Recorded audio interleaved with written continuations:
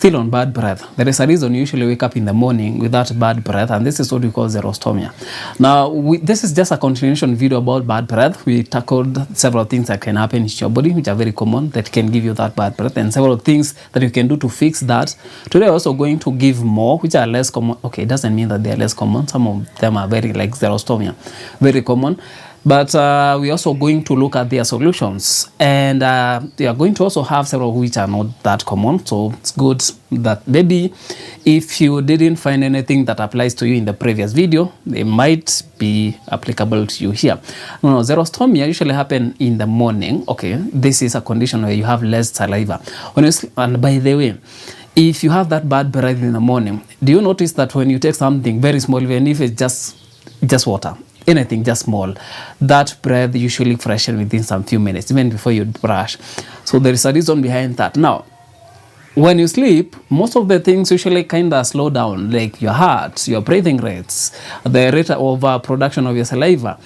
And there is a very nasty kind of joke that people usually say, hey, maybe you are having a bad breath because you've not been talking, or maybe you've been silent.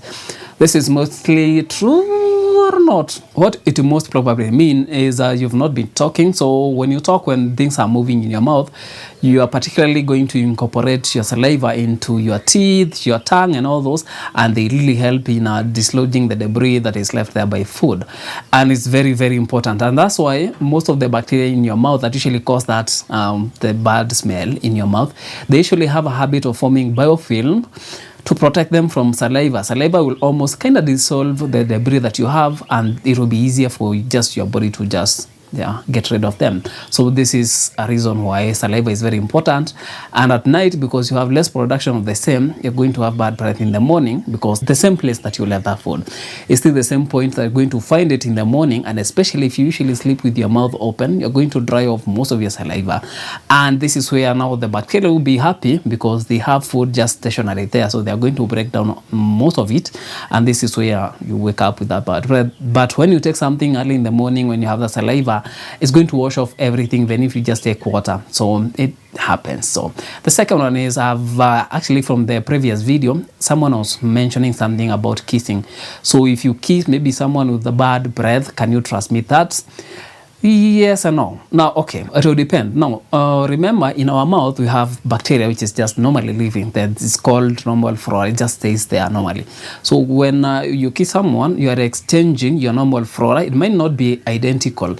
You might find that someone has a strain that is very notorious at causing the cavities. So when you just share that with the other person, they might be prone to getting the same if that strain of bacteria will not be kept in check in their mouth.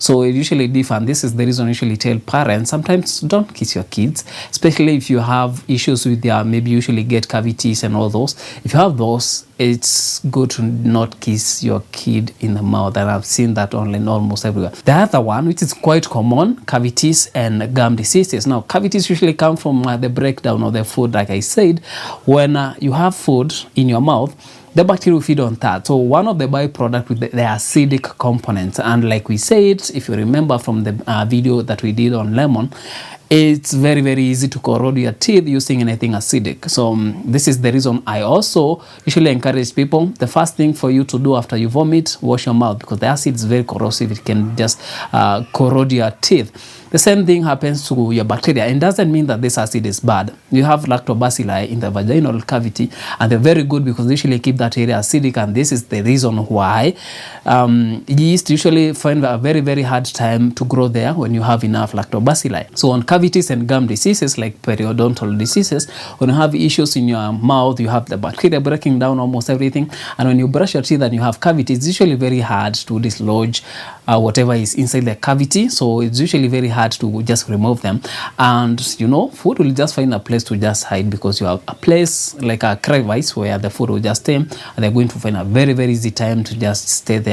And that's why when you have cavities and those issues with your mouth, especially the periodontal diseases, it's usually very hard to beat that bad breath. We have nose infection, throat infection, and also the lung infection. When it comes to the nose, we have something like what do you call this? Sinusitis. When you have that chronic sinusitis, most of the fluid that you're going to get can drain to the back of your mouth, almost at the back there, and it will now come back to into your nose through the mouth, because you're breathing the air out. It will just fetch some of the smell that's going to find there and bring it to your mouth. So that's why you're going to get that. And also, when it comes to something like the lungs, if you have an issue there, you know, air will get to the lungs, to the last point of the lung, and then it will come back trying to ferry back the carbon dioxide, so it will ferry anything that you have there. Even if you have an issue with your windpipe, that's what's going to come to your mouth. So it's very rare. It's not that common when you have something like a pneumonia, which is the inflammation of the lung. So if you have an issue there, it might come with that smell. And there is another one very, very interesting. When you have an issue in your stomach, we have GERD and you have H. pylori. Now, I'll pick H. pylori because this is something you can easily pick. Now, have you ever now smelled someone with a breath of urea or ammonia? So they have like, do you know that when you go to a urinal, there is that smell of urea, that urine smell that you usually get. That one, you can get that from a person's mouth. This will come from the stomach, and this is one of the tests that people usually get in the hospital as a confirmation test for having H. pylori in their stomach. So this can be you have an issue in your stomach and you need to fix that. GERD also, when you have reflux, can also contribute to getting that. And also, before even, okay, not even before, I'm not going to go into the details to make the video really long, but we have issues with your kidney, with your lung, and when you have an issue with your liver, you might end up having so much toxins in your body, and they are going to end up giving you halitosis.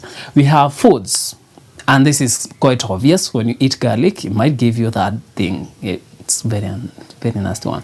And also we have chewing tobacco compounds and components, and even smoking. And by now, I actually don't need to explain this because I'm sure you remember your math teacher, or maybe that other teacher who used to smoke. Yeah, I remember mine very well. Actually, can even when I try doing maths, I usually get a smell all the time. And, anyway, I hope that was an informative session. If it was, just do this.